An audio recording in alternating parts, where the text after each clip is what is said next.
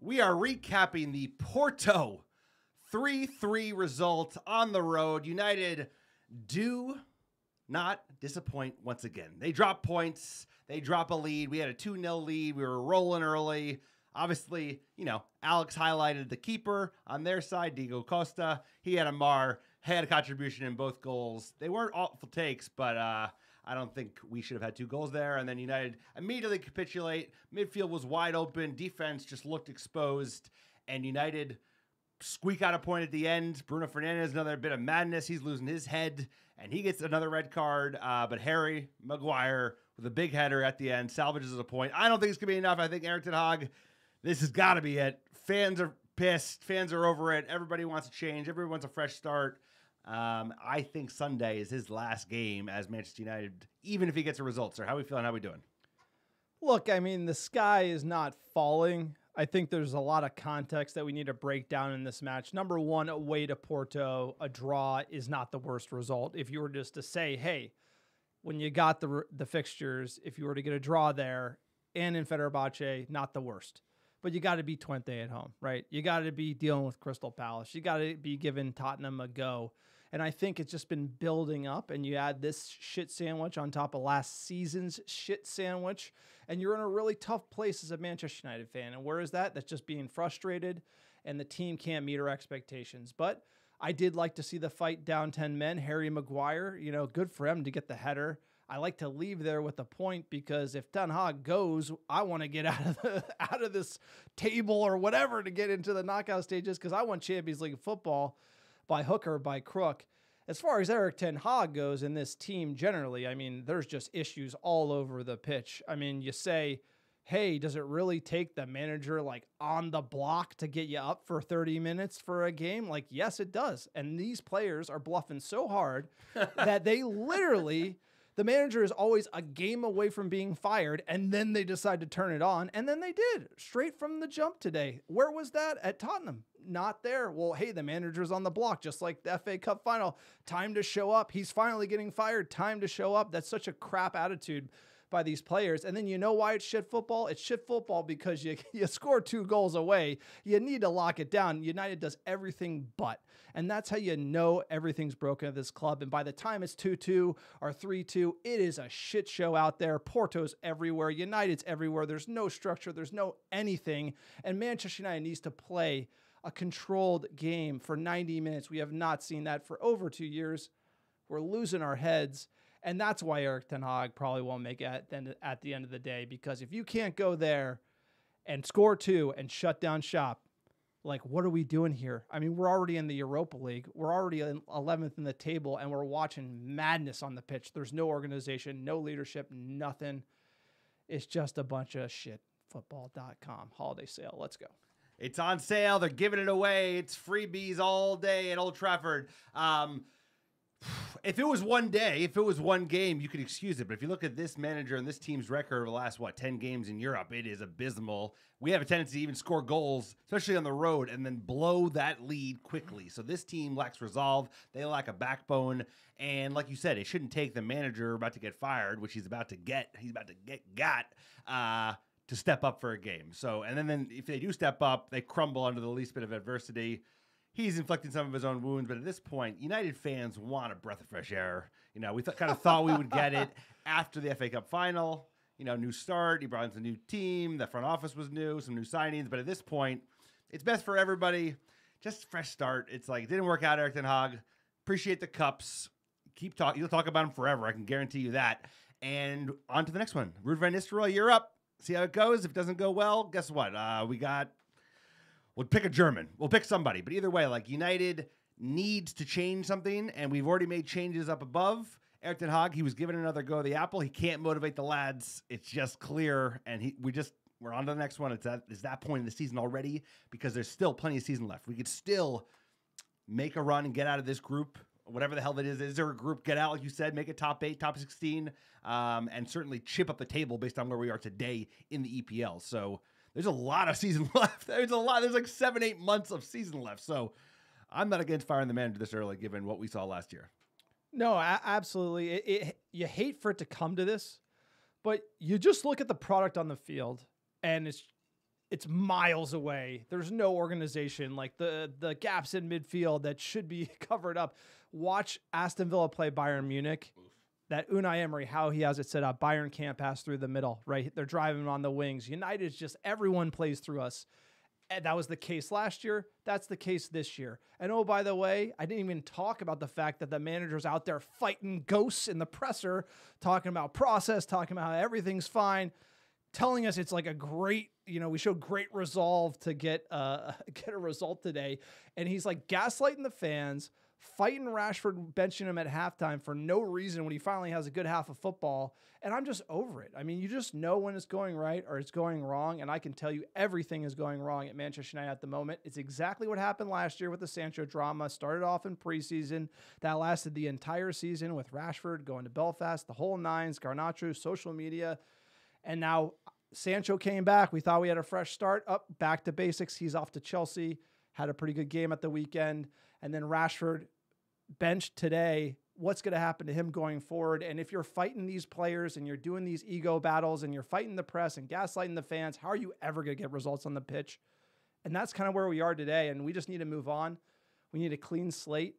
And look, Villa, unless we see that spark that can turn this thing around, we got the 1,000-yard stare heading into Villa. And you could see it today on the bench when Porto was up. It looked pretty dire there for Manchester United. I mean, the two Dutchmen were having at it, him and Ruud. I think Ruud probably suspects Erik Ten Ruud Hag got a yellow. He's running out of time. I like that. He's showing a little heart, a little conviction with the boys. Obviously, the United away fans were in fine voice, as they always are, representing this great club. And he's just run out of road. It's like he said. It's like the fans are fed up with it. I'm sure the players, I don't give them as much leniency because there's a lot of bluffers in that there's lot. a big issue with the players. No, big, there is. Big This won't issues fix with the everything. players, But the immediate thing is like Erik Ten Hag ain't it, given the circumstances. So he, whatever, 2 years, 2 pieces of silverware, off you pop, and then in we have Ruud van Nistelrooy ready to go. Give him a go, see how it goes, and if it doesn't work out, if he can't motivate the players, then you bring in, another guy. It's just like, I think you said this, they do it a lot more. We don't want to chop and change too much, but at this point, we do have structure above. We're not relying on a manager to be like basically the director of football. We have a director of football, so you can chop the manager out sooner than you want. I didn't want it to get to this, but we've been talking about firing this guy for 13 months, and here we are, and I imagine it's happening regardless. We could win 2-0, 3-0, and no one goes, I think he's still getting fired. Against Villa, if he beats Villa, I think his job's saved. Well, let's just see how it goes. Today was not we're out of the woods yet. Today was more shit football, more the same, more bullshit, more excuses, more gaslighting. And it's just like nobody wants that. We want no excuses, play like a champion all day. This is Manchester United. Quick PSA for the podcast. You like the American Red Devils? I'm losing my voice, sir. I'm so fired up about this goddamn team. It's only October. Oh, God. But if you need more Muppet Take, check out our YouTube page, American Red Devils. You can search for it on YouTube. Please like, subscribe. Only half the people that view our videos on our YouTube channel subscribe. So if you are, it costs you nothing. Why not be a Muppet? Smash the like and subscribe button. Goes a long way. And if you want to be a top Muppet and support this operation even further, check out our Patreon, patreon.com/American Red Devils. The Patreon community is the reason why we're able to do things like YouTube and make the Muppet Take go worldwide. Also, check out our store. Patreon's not your thing. Grab a shirt, grab a hat, grab a scarf. Erik Ten Hag, Red Army scarf, flying off the shelf. Save the man, save the manager. Buy a scarf. Buy a scarf. Check out our website. Send him a scarf. AmericanRedDevils.com. Great article about Casemiro and talking about his recent downfall. What should Manchester United do? Should he feature? We saw him feature today.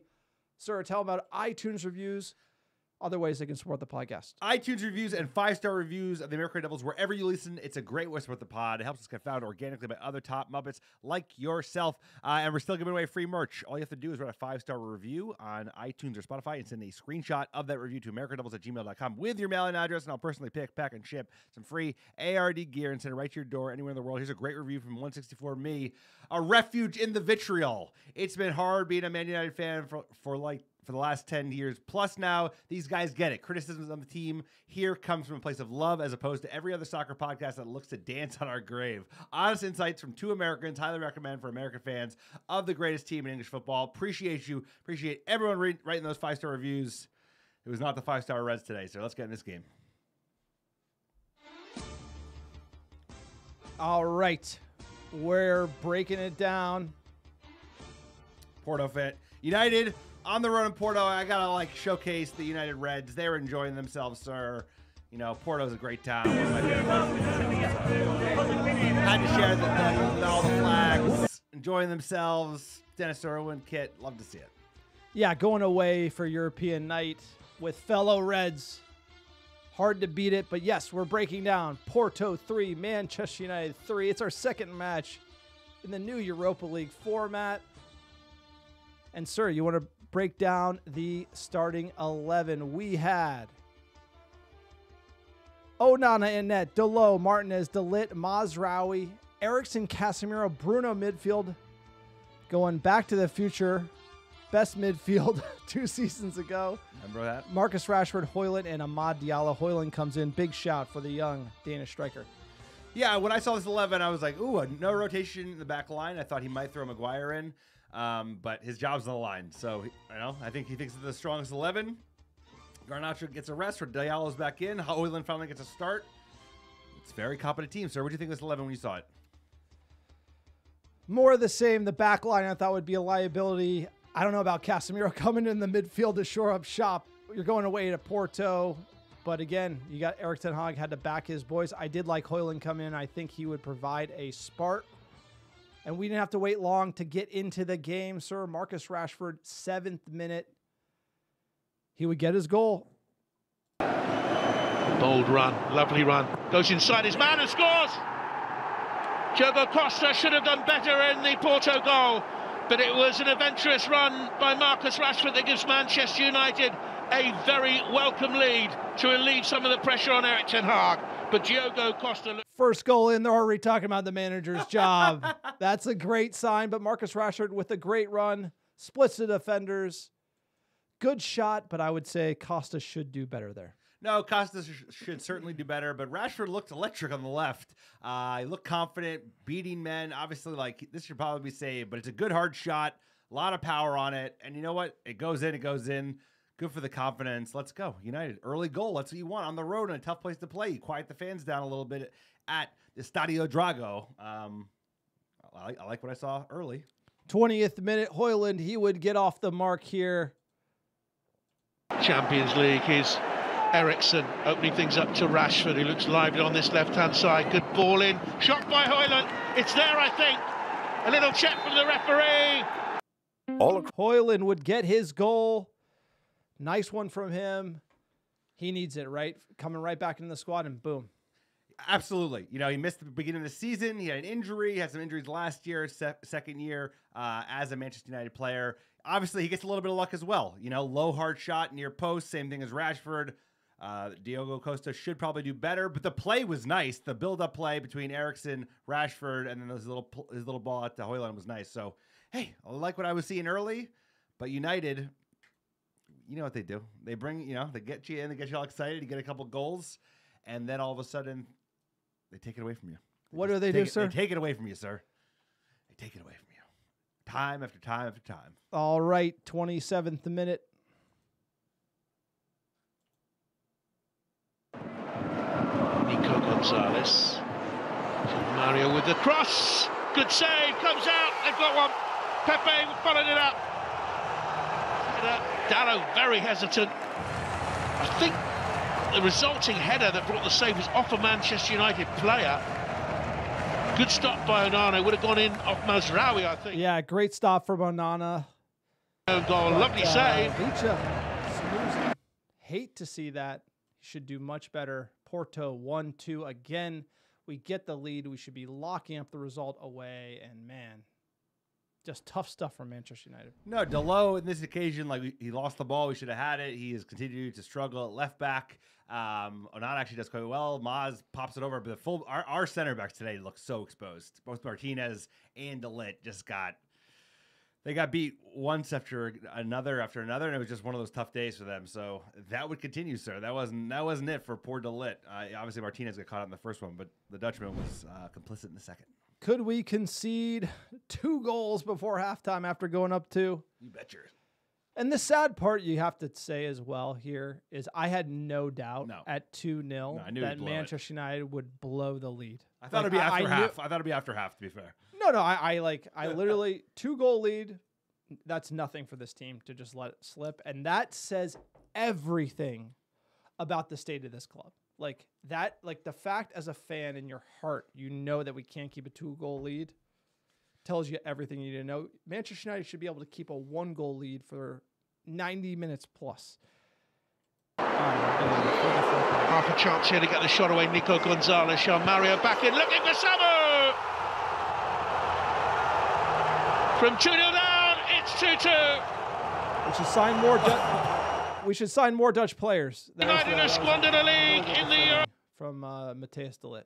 No, de Ligt got cooked. He got cooked a couple times today, again in the second half. This was bad. Samu, I don't know who that guy is, but we should sign him. He looks an absolute player. He looks an absolute player. Especially the second goal he had. He could have a hat-trick today. He's young. This is what they do, dude. The Portuguese clubs. Benfica's got a rap for it. Obviously, Lisbon. We've signed a few players from Lisbon, some stars, and Porto getting in on the action as well. So he is a player. I'd sign him. Yoke City. I need to get that lat workout. What does he do? What do you do to get he works out harder than we do. I'll tell you that. Going in halftime, Garnacho comes in for Rashford. This was he wasn't injured. Manager addressed it after the match. Very bizarre here in how he decides to sit. Rashford says it's for rotation, but then doesn't bench anybody else that's been playing every single game. So again, lying through his teeth. But Rashford had a good first half. Takes him off. I just assumed he was injured because why else would you take him off? He was actually playing well, and all the players to pull off after the first half. You know, I would have pulled off the low before I pulled off Rashford. So that didn't make sense to me, but a lot of stuff the manager's doing these days doesn't make sense to me. So, you know, maybe it's absence of rational thought at certain times because I don't even know what he's thinking these days. 50th minute again. Porto off the mark. Yoke City. Chance here to run by Pepe. In it comes! What a wonderful finish by Samu! It's 3-2. This man is on fire. The roof is on fire, sir. We don't need no water. Like, man, what a shot. What a finish. And United sleeping again. No, de Ligt, dude. The first one he conceded was more like, okay, beat him early. This one was bad. This is like kind of like textbook defending. He just gets beat by a youngster, a player of his experience level. He looked exposed today. Very exposed. And that's the manager's back line, Martinez and de Ligt. Right there, right? Those are his signings. Keep investing he's going, in this. bro. He's going, dude. No, but I'm just letting you know that there's no excuses. It's even worse when you consider that the team that has been constructed is like getting worse, and we keep buying these Dutch players. And you know, we're gonna talk to another Dutch player who comes on. Like, you add insult to injury. Hey, 68th minute, let's get my boys on, Anthony and Xerxes. Anthony obviously. Xerxes fine. Probably the worst signing we've ever made. Xerxes hasn't done. Yeah, but he should play because Hojlund can't play 90 minutes for a start. Anthony, I agree, but like don't have to drag Xerxes. We just signed the guy. Come on. We just signed de Ligt. But he was caught out in that play. I'm just saying. I'm not going to drag him just because he's Dutch. No, I'm saying like there's a trend here, right, of buying these players and then they're not producing. Like that's kind of what I'm trying to say. You go down Erik Ten Hag's list of players that he's purchased for $600 million.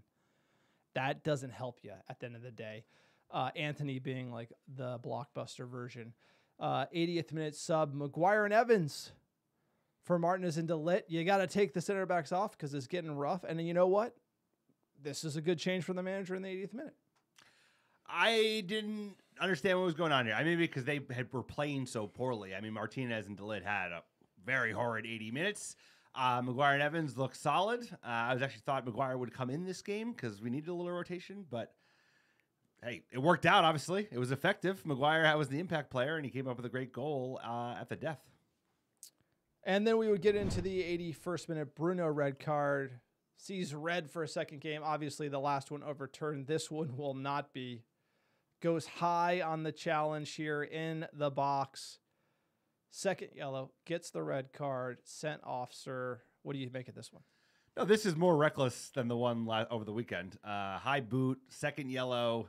He should know better. He lost his head, but he's been playing like a shadow of himself. So that speaks to where we're at, right? Every player, we know that I don't think de Ligt's a bad player. I just think everyone looks like shit at the moment because People aren't motivated. People aren't playing as a unit. People look like they don't have the same direction.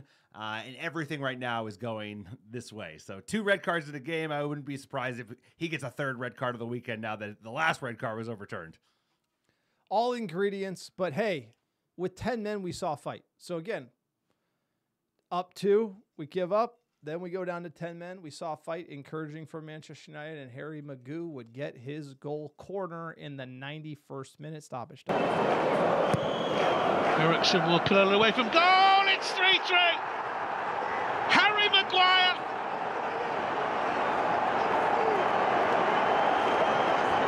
Off the bench to rescue Manchester United. 10 men. Manchester United a point. I mean, this is one where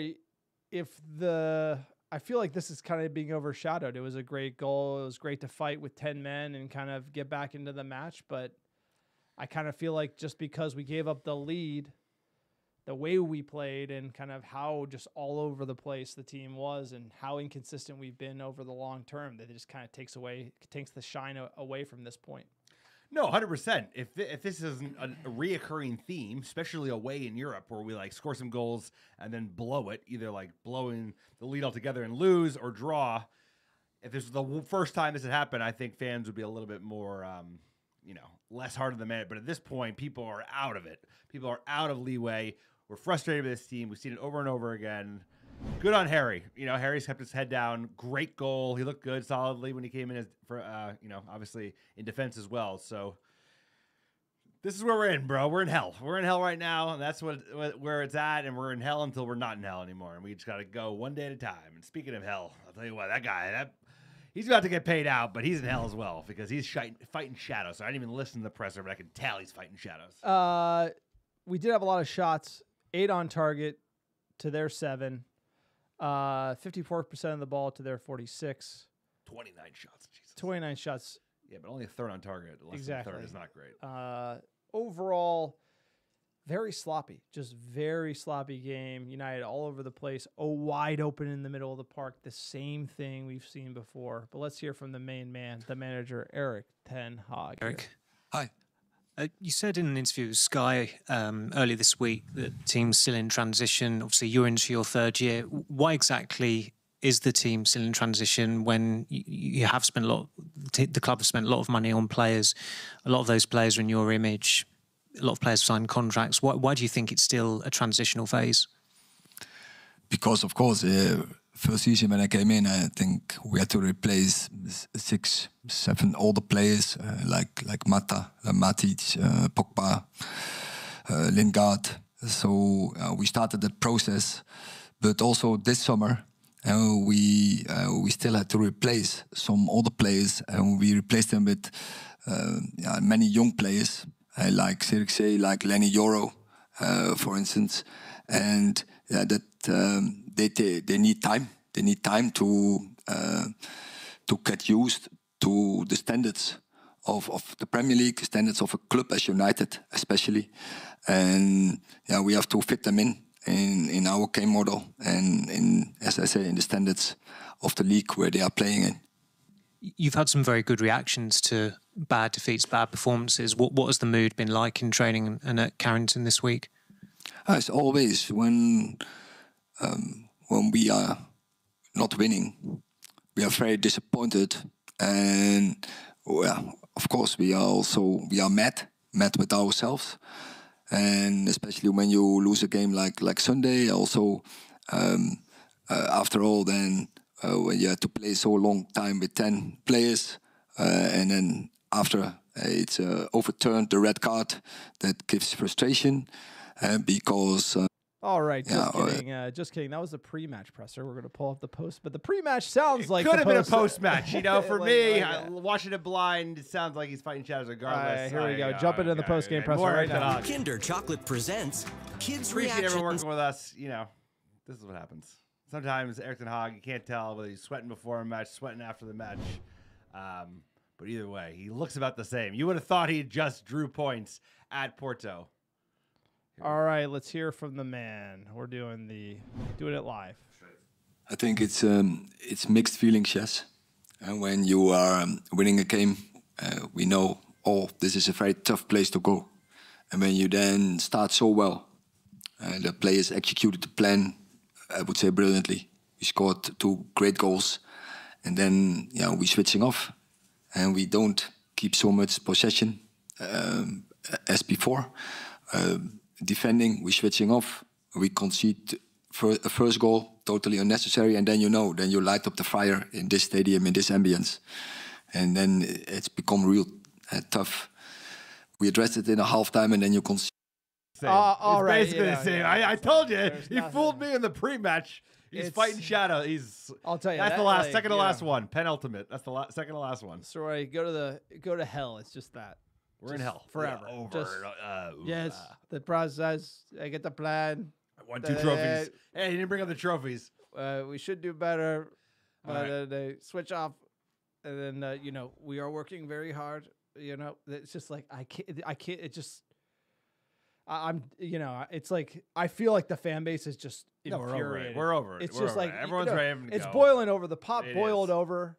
People are pissed. For me, it's really unfortunate because if you really look at what Ineos did in bringing him back, for me, it was clear that I wasn't buying any of the excuses they put up. Injuries. Ownership change. I wasn't buying any of that because I've seen the injuries. I've seen United fight through them. I've seen other teams fight through them.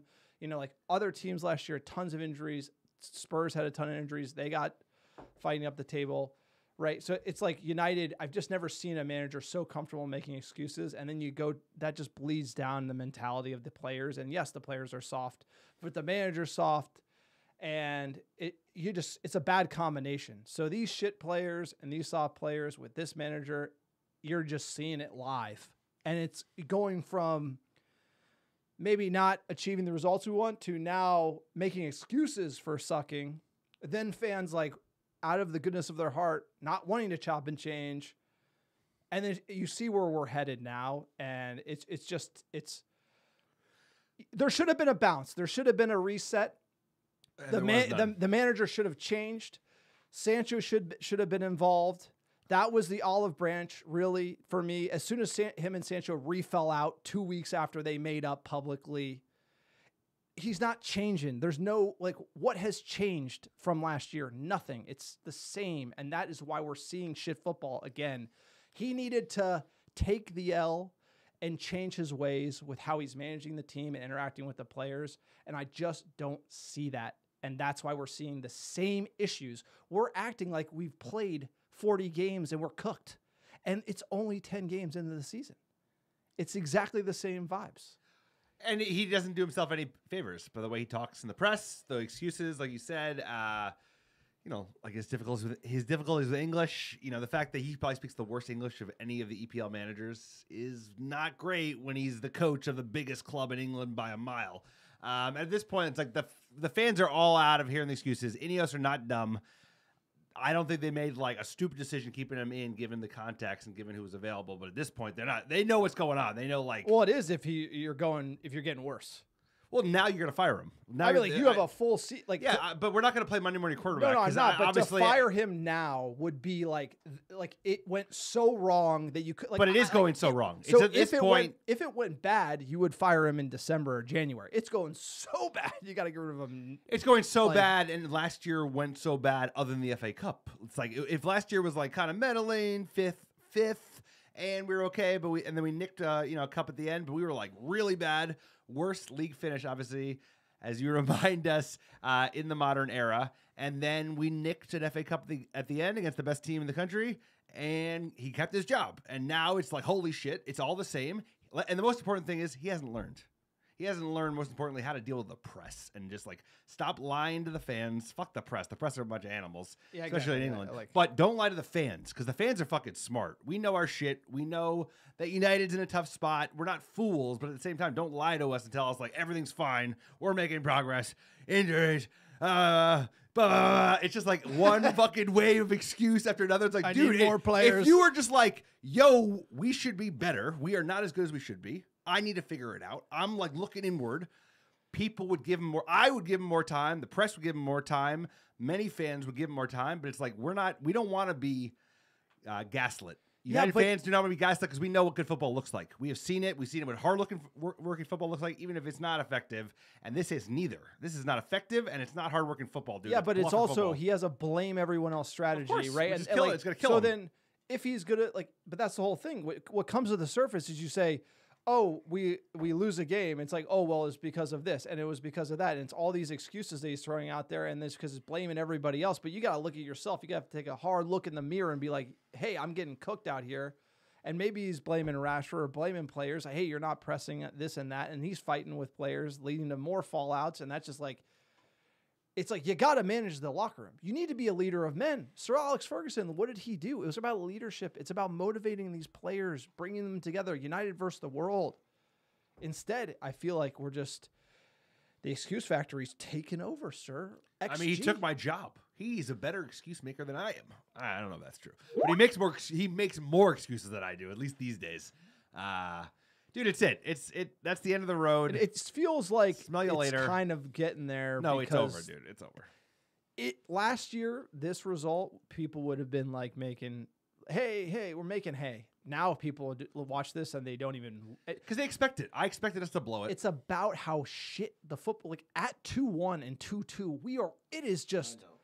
It's like two dogs fucking on roller skates, bro. It is so shit to watch. There's like, the thing is, if you watch any elite team in Europe, any team that we aspire to be, it's about control. It's about dominating key areas of the pitch and letting your opposition know we got nothing out there. And it's like, it's been nothing for 14 months. And that is the reason why he's going to get cooked. You know, the gaslighting doesn't help, but if you watch that football, there's nowhere to hide. There is nowhere to hide watching that product, and that's why everyone's absolutely over it. It's like two canines doing what? What was that? Like that's a high school football quote. I just saying, two dogs fucking on roller skates. Like, yeah, exactly. That's exactly what it looks like. That's what our midfield is. We're never, it's like what do they say? Like Bambi on ice. It's like we're never control. Better we're just analogy. like, oh, he's skittish. No, that was good. I like that. I enjoyed that very much. Get the XG, sir. Porto. Yeah, a lot of XG. Porto out played us on the expected goals front. And then we're all Their over. formation was tight. Look at that. We were all over the place. Yeah. I mean, big shout out to Porto. I thought they played well. Obviously at home, it's not an easy place to go, but we should do better. And then like a whole nother angle that we have to take on this is the fact Rashford's like, great goal, but I'm disappointed. Like Hojlund being like, I had how many weeks to practice this celebration? Like you drew in the Europa League. You should be so fired up. What are you doing on your Instagram? And that's the whole idea. That's like what's wrong with this the club, team though. we're so far away from it on the mentality side that players go into social media for clout after a draw away at Porto when the manager's about to get sacked. It's like, that's why I think we need like a proper see you next Tuesday coming in this club. We need someone to come in. That's why I like there Tommy. Are some available. I like Tommy T. Tuchel's a mean bastard, bro. Tommy He is T, mean as shit. Crazy eyes, Tommy T. Don't shake his hand on the touchline. Like, like that. We need him. Like, we need someone to set these players straight because, man, they're soft as hell, dude. I like Hojlund. Give me a break with that post, man. Like, give me a break with that. Like, you can't be posting stuff like that when you're drawn at Manchester United. Like, it's just, they don't get it. It's like, we're in a dark place. We've really gotten. bad. It's not like the coach alone is not going to fix this. The coach is a start. He's the most effective next thing to do. But like these players need to get a reality check about like what is expected of them to be Manchester United players. It's like you got to work hard. You got to act like you've been there before. You got to show grit, and you got to play 90 minutes plus end to end, but the whole fucking game, work your ass off. There are players in this team. It's just like our mentality is rotten, and we need to bring someone in who's a hard bastard that's going to motivate the lads. Because right now. They just they have the tweets ready. I tell you what, when he gets fired, thanks for the memories. Who's the next guy? Rob Dawson. United have conceded 2 goals in 4 minutes at Bayern, 2 in 10 minutes versus Galatasaray at home. That was still one of the worst games I've ever watched in my life. The Galatasaray, Copenhagen, 2 in 4 minutes at Copenhagen, 2 in 9 minutes at Galatasaray, and 2 in 7 minutes at Porto. Mentality. That's mentality. Soft team, dude. Soft team with players that just crumble. When they concede that first goal, everyone just hangs their head. They concede the second goal, agree everyone with just that, hangs but their head. like good defensively organized. No, he's teams, responsible as like, well, but there's a the lot of blame to go midfield around. doesn't help. Oh, it's a mess. It's like like I'm gonna go to when my job's aligned. Casemiro. It's like, oh my. I mean, he should be able to do a job against Porto. To be fair, my God. right? Like if you can't hang in the EPL I against. play Casemiro against Twente or Barnsley. Come on, Porto. Come Like, you're on. gonna need somebody who can run a little. Like He started his European I just career signed in Portugal. Ugarte. It's like. Yeah, he got cooked. Clearly, He got cooked against Spurs. Ugarte should be in there. Like it's like, well, What's a he's mess? your guy. He's a mess. He'll play against Villa, bro. Like- He'll play against Villa. Like, give me a break, sir. It's like, at the end of the day, not our season already. We're hanging in there as fans. I do think, like, my main gripe here is there's a season in this team. There's a season in this team. We already sacrificed 23-24 at the altar of the Glazers selling a minority stake and Ten Hag just not getting the axe. I am not sacrificing 24-25. Sack the man. Have Rude be a caretaker. Bring in Tommy T. Bring in Nagelsmann. Bring in somebody else. I don't care if you give that other person like 5 months, and if they suck, sack them. We got to find something because we're dying. 600 million in. This guy, like money isn't the issue. We have to figure out how to get the players that we currently have on roster playing hard every game for 90 minutes. And then after that, then you sign people. Like, you got to fix the culture internally. And I think you need a leader of men to do that. And that starts with the coach. That's what the coach is there for. Their director of football is going to make the signings. We need the coach to lead the players, motivate the players, get him to turn up week in, week out consistently over 90 minutes. The coach is going to do that. And that's why I think the jury's out on Ten Hag. As much as it sucks to say, it's time to move on. No, no one's arguing with you now. At this point, we've seen enough. We know the man. The man hasn't learned. If the man had learned, had a different tone, was a reformed man coming into the season, it'd be one thing. But he has changed not at all in terms of his tone. If he wins, yeah, it's better. If he loses, excuse factory is up and running again. At this point, I think it's worth giving Ruud a shout. He was a killer as a player. He obviously did do okay as a coach. And why not? It's like he's there. He's in seat. It's easy. He's available. Just put him up and see how the players respond. And if they don't respond to that, then you bring even a harder guy in. Tommy Tuchel, who's like arguably the best guy on the market, I would say. Obviously, still challenges because he's going to want control. But like at this point, we just need to try the next thing. Who cares? No, we got to try the next thing. We can't play. We can't play. We're gonna to win the game. Sir, let's hear the fans. It's like Let's hear we from the need fans. something. They're gonna fire him. He's gone. At Love the Bulls 18, quote, time to write off the season. And we're only a month in. Erik Ten Hag is going to need Jesus to recover from this. I was a full supporter of him, but I think it's time to move on. Time to sell everyone too. I totally agree. There's too many bluffers in this team. Like, whoever the new manager is, it's like, again, we're like $1.5 billion away from winning the title. Like, we need a full turn on this squad. Like I said, burn it down. Like burn everything down to the ground and start anew because, man, we're absolutely dying here. At IC1, I've been a full-time backer of Ten Hag, but I'm done. It's time to go. What is your take on this, lad? Sir, you backed the man. What do you say? You done? Yeah, I think that's clear. I am done. We're done. Let's hear from the fans. Clearly, I'm done. I'm done. We're all done. I don't even care if we win against Villa. It's like, we need a change. We need a fresh start. There's plenty of season left. I'm not expecting us to win shit. But how about we start building on something? There are players in this team. There is talent in this team. And there's enough in this team to get out of the, I don't know what it's called. Get out of the group stage now. We have good enough to finish in the top 6. And we need a fresh start. So the only way you get a fresh start is by making a change. You can't fire players, really, but you can fire him. And we've got another coach on the sideline ready to go who could step up in his place. So we don't have to hire somebody else right now. We can just promote Ruud and then see where it goes. Exactly. And it's like, what's the identity? What are we trying to do? What are we trying to do against Porto? I couldn't tell you. What are we trying to do against Spurs? I don't know. Is it the players? I don't know. At D_Cole18, Porto should have scored twice in the first 10 minutes. Lazy mistakes everywhere. That's absolutely right. We were off the mark. Defending was all over the place 10 minutes into the game. Individual brilliance trying to save us again, or maybe Costa. There's such a disconnect in our front 4 and back 6. It leaves us so open and easy to read. Exactly. Another Bruno Red. Why doesn't Erik Ten Hag ever change anything formation-wise? I don't know. He's stubborn Dutchman. He was stubborn last year when it wasn't going his way. He seems to be stubborn, falling back to his stubborn ways again. At Zoran USA, why do we suck? I think it's because we won so many titles under Sir Alex Ferguson. Yeah, we were course, destined to suck for a long period of time. We are in that period of time. It is unclear when it's going to end. I think it's hunker down. Lucky for we got 30 years of brilliance. It's like we're gonna suck for a long time. A long time. Unfortunately, my thesis on this whole thing goes down to you do need the front office kind of like the main thing that the front office should do is you don't lose money on signings. That's kind of how they're operating, but you need a leader of men. You need a manager. Anyone who's winning anything, they have a great manager, and the organization needs that. Like you look at Liverpool with Klopp, you look at Pep, you need a serious manager running the show. And like and it's almost like for this job, you don't know who that's going to be. So you almost need to fire fast. Y Combinator startup mentality, like figure out who can handle it because this whole project thing ain't working. At Mike United Mets, sirs, I don't even know what to make of this team anymore. Did Ten Hag coach the team to play like the first 20 minutes when we were dominant or like the next 40 when we're being dominated? I don't understand how it can be so inconsistent. We have no idea either.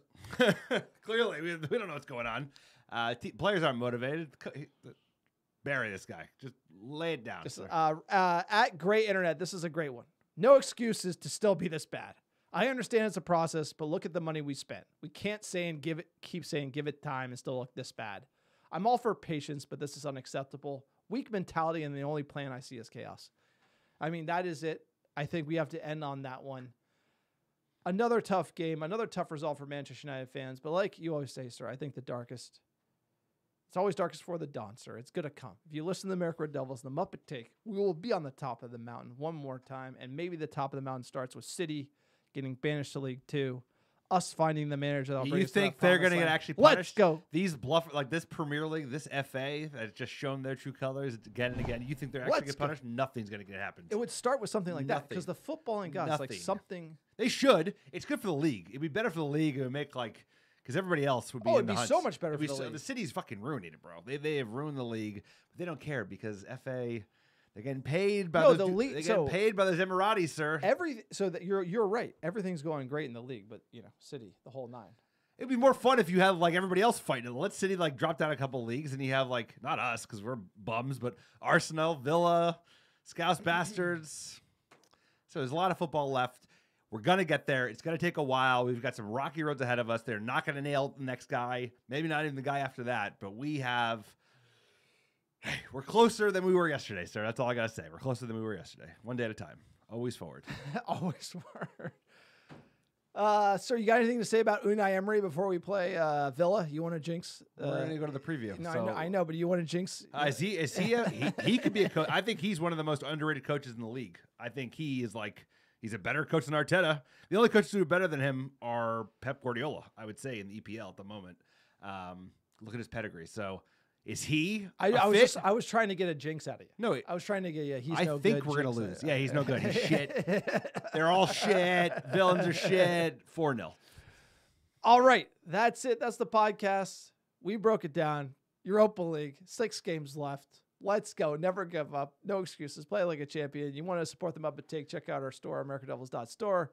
Patreon, patreon.com/AmericanRedDevils. Sir, give us our top 10 downloads last 7 days. Number 1, how you doing? Dublin, Ireland, Brooklyn, New York, Oslo, Norway, Chicago, Illinois, Houston, Texas, Melbourne, Australia, New York, Los Angeles, California, Atlanta, Georgia, and Manchester, England. Appreciate all American Devils listening week in, week out. Couldn't do it without you. Big game on the weekend. Could it be Erik Ten Hag's last? I think it might. We'll find out. Either way, we're going to be with you every step of the way. American Red Devils. We've seen it all. We'll never die.